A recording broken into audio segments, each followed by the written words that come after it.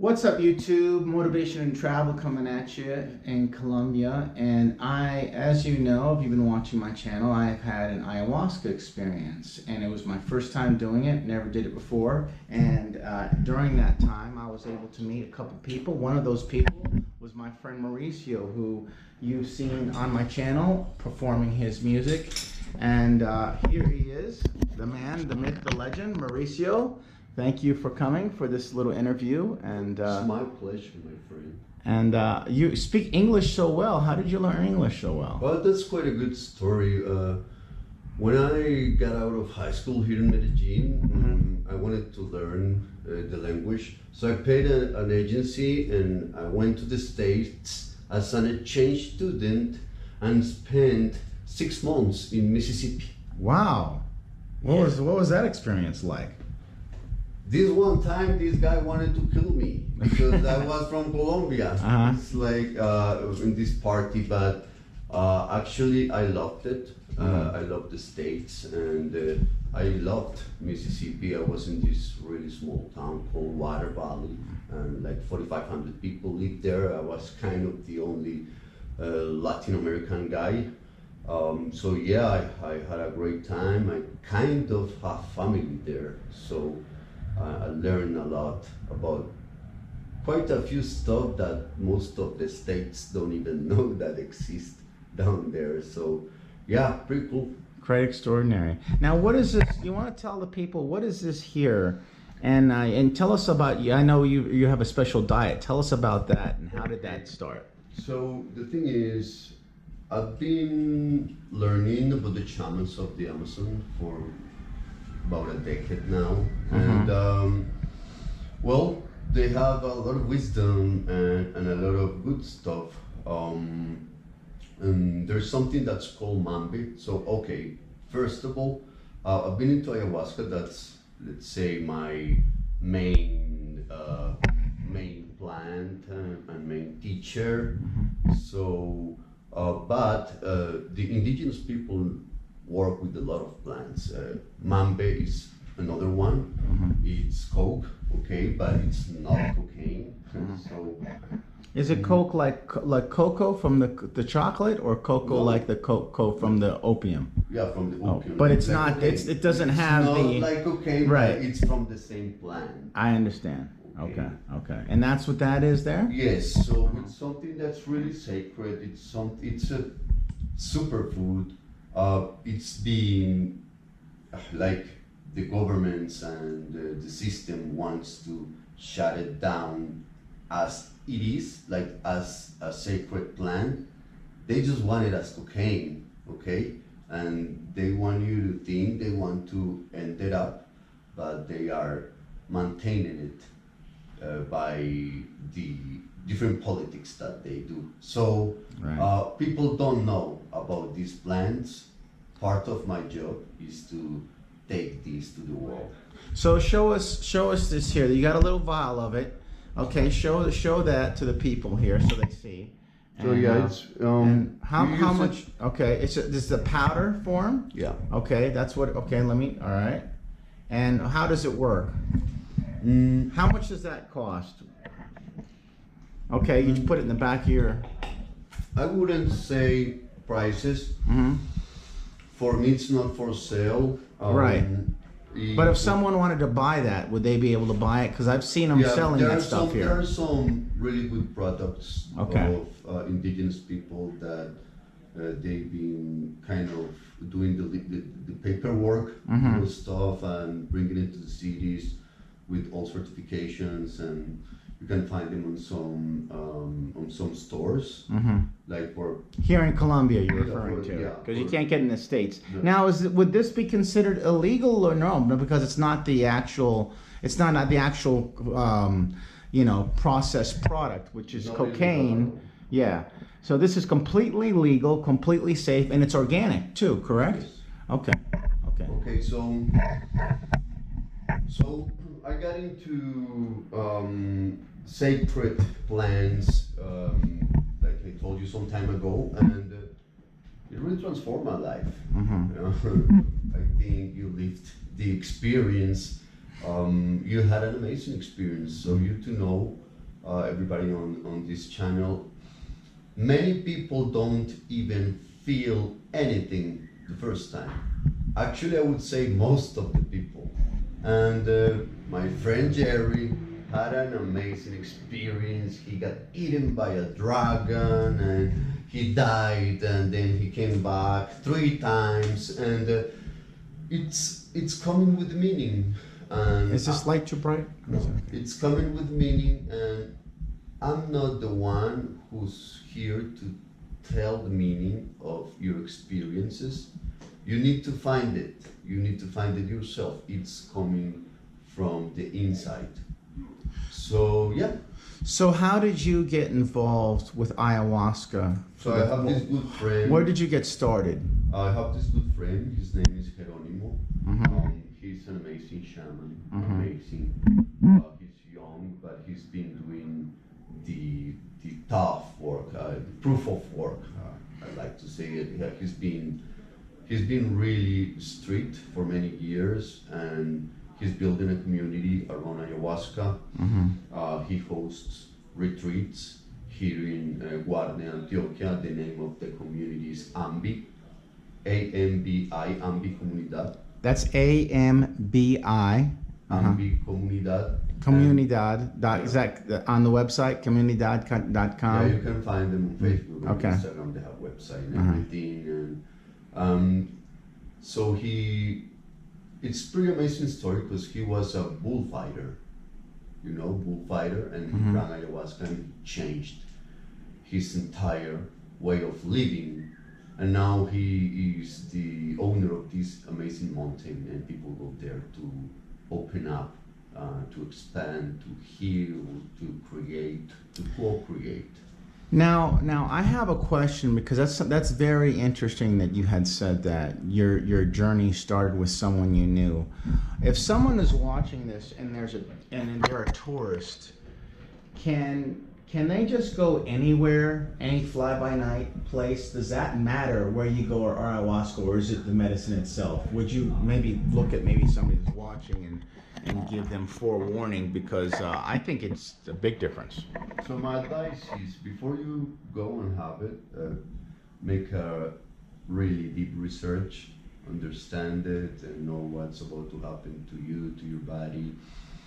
You need to go and find really wise people, professional people that's been doing it for years, that they have good reputation, and you also need to find out if you are in the exact time to go and live the experience.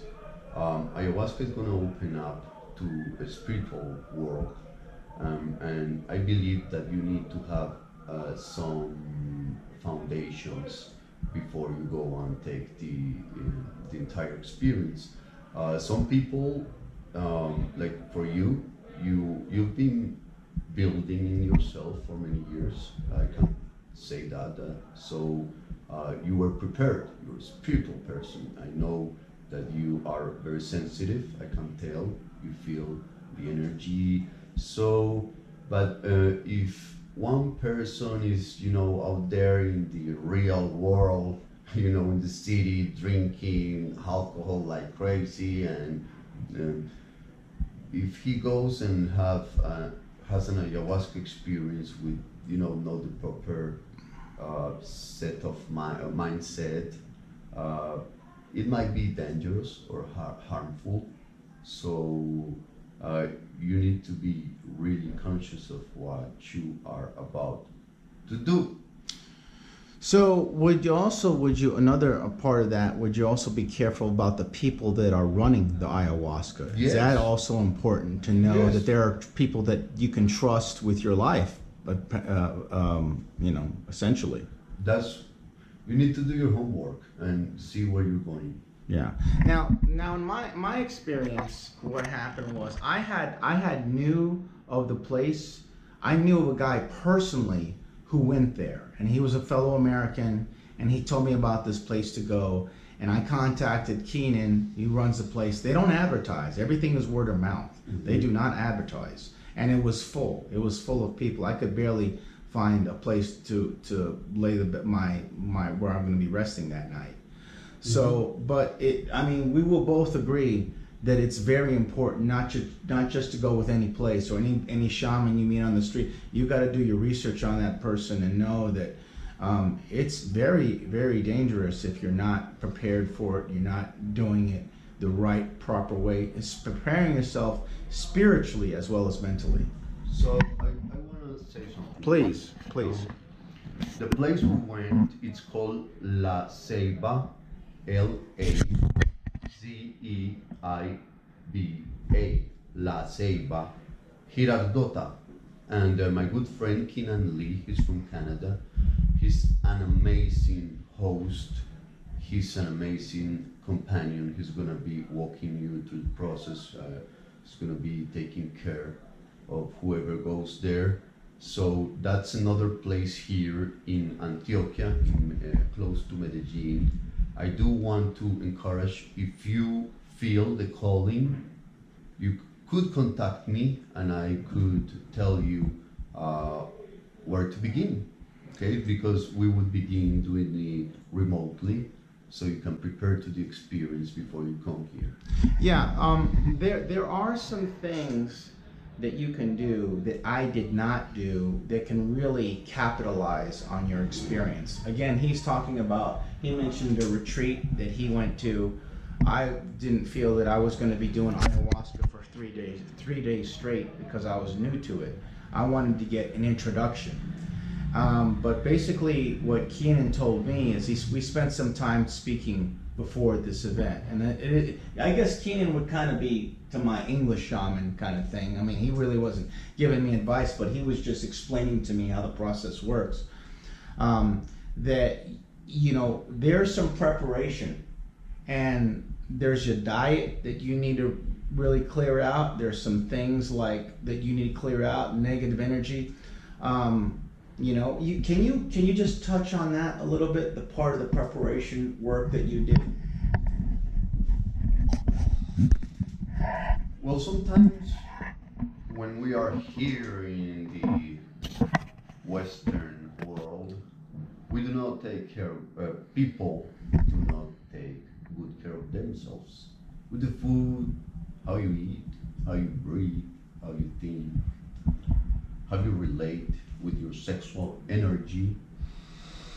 So it's important that you take a good time to align all these elements that I just mentioned, so you can go really prepared calm to the experience, so you don't have a bunch of processed food in your body, alcohol, if you're into tobacco, if you smoke cigarettes, you can kind of bring it down. I know it's hard sometimes, but you can bring it down because you're going to be preparing for this experience. It's like bringing a really, really wise entity to your house. So it's good if you have your house, organized. Yeah, and that's another thing too. It's nothing in this experience is forced.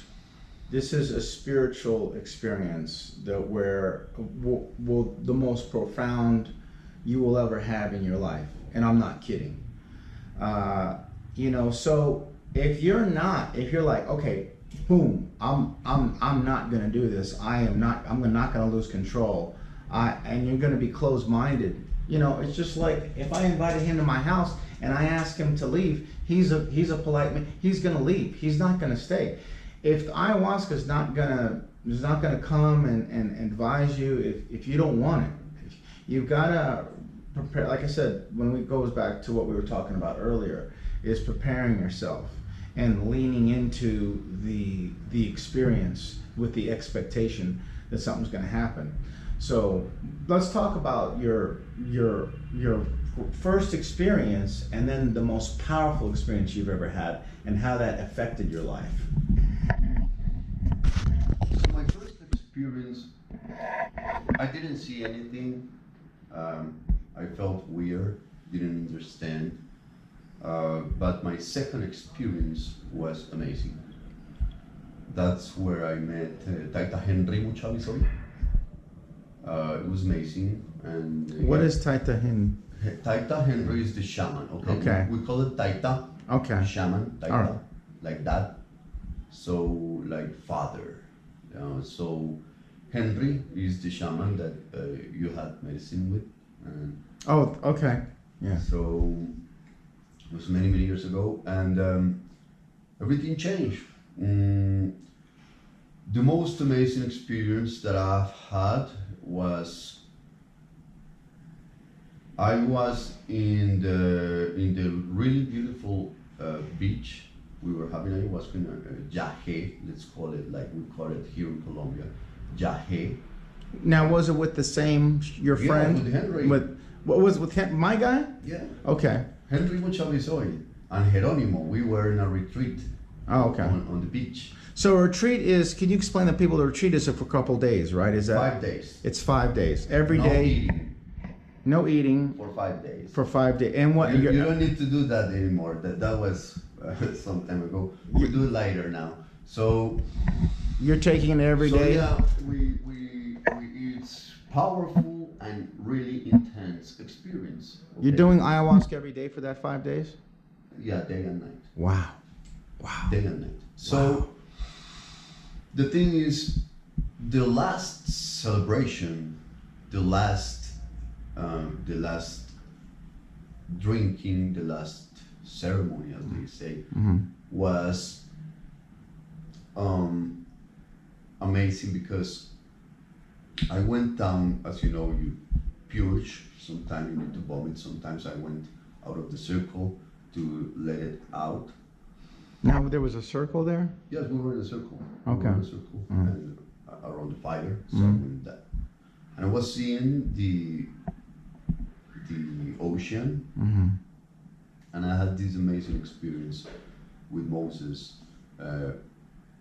seeing how Moses opened up the seas, and you know, I looked back and I was seeing all the Jew people there. It was quite amazing, and after that I started digging and I found out that I had Jew blood, so it was pretty cool. It was pretty cool and one of the most intense experiences I've had. Brought a lot of knowledge, wisdom, connected with many people that, you know, looking for answers about this vision. Brought a whole new world to my reality, and that's what it's all about, you know, creating your reality and opening up new realities. You know, I also want to say that Mauricio is very modest, but I'm going to talk about him for a little bit here. We're going to digress. And what he is also a musician. And during my ceremony, really that was the gateway that brought me into the spiritual realm, is the music. And also, not only that, was it also helped me to stay centered and to stay like, because I did go to hell like 4 times, and he's right, I did die like 4 times, and I will talk about that. But everyone has their own experience. My experience is going to be how I live, his experience is going to be different.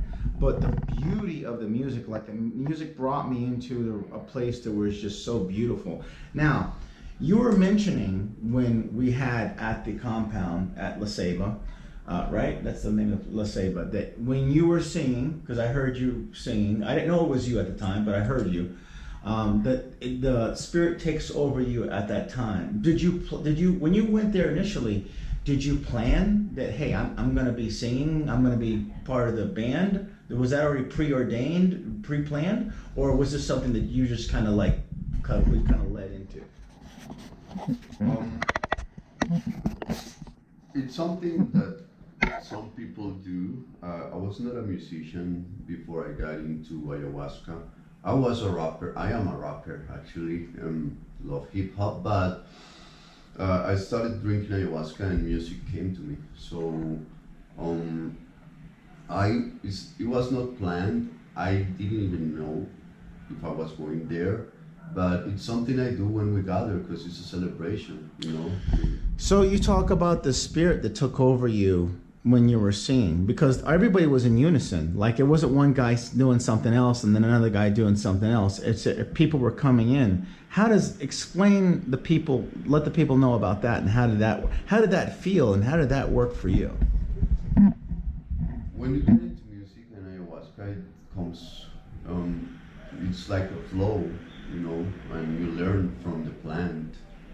It's quite amazing because it's a new way of learning music. It's not intellectual. And it's amazing how some people get to it really quick. I was not really that quick, and actually I'm not really that good with my fingers as all other people are. But we have found a way to express ourselves and to write songs and to write lyrics that inspire. So when you're in the middle of the experience, yeah, you know, it's powerful, and it's the energy that's you are letting out and letting it in. So it does have an impact on people's souls, people's lives, and people's experience in the middle of the celebration. So basically, he's being led and just following where he's being led to, and he plays the music, and it just falls in harmony with the ceremony.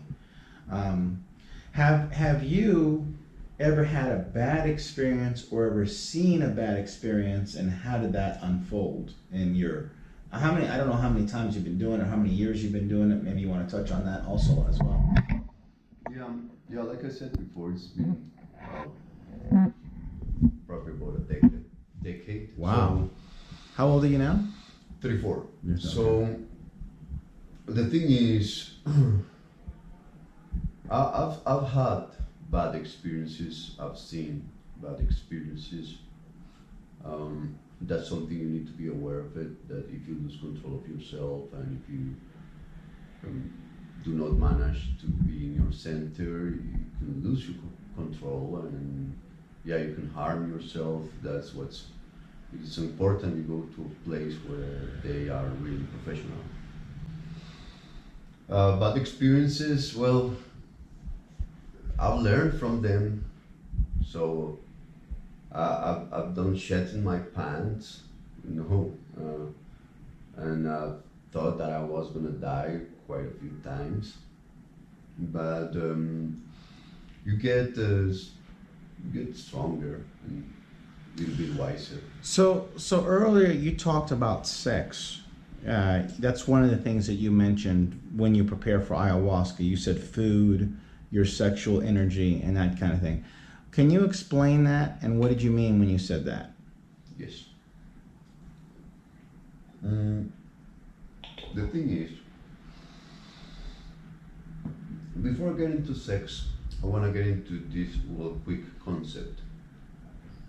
The process of manifestation, the process of creating your own reality, it does starts from the inside to the outside. It's an inner journey first. So let's say, I like to put it this way, let's say bringing yourself to light, okay, and enlightening yourself is a process from 1 to 10, okay, from 1 to 10, and sexual energies, it's number 9, okay, it's You right. mean 10 would be the least important, 1 would be the most important? No, actually, it's or the other one, way. it's 1 when you begin, and 10 is when you do the magic. You know, when you manifest, when you create your reality, when you bring something into the dance, into this 3D reality. So the thing is, number 9, okay, just right before you manifest sacred sex, comes along. So sexuality is a way, is the most, oh, everything is sex actually. We came out of sex, and everything is dual, you know, the feminine and the masculine. We have both in our side. We men, well, we have to have our manhood more empowered, but we can have balance, you know. Art is more feminine, art and creativity is more feminine. So you need to have that balance, and you need to understand that you know, you are sexuation. Sexuation is everything, even business, even, you know. So if you learn how to manage this energy, and for example, men, most people don't know this. Wait, I'm sorry. Could you finish you say if you learn how to manage this energy, what? If you learn how to manage this energy, you're gonna be able to create your own reality. Wow. Can you say that again? If you learn how to manage sexual energies or sexuation, you're gonna be able to manifest your reality quicker. That's very important. I wanted you to say that again, because that's a very powerful statement what you just created. Now we've got about 2% about the battery, so we got to wrap up. Okay. Would you like to maybe finish? I'll give you the final word, some final thoughts if you want to share anything, a song, or just kind of. The world's changing a lot, and we need to get out of the governance that we know. We need to self-govern. You know, we need to govern ourselves.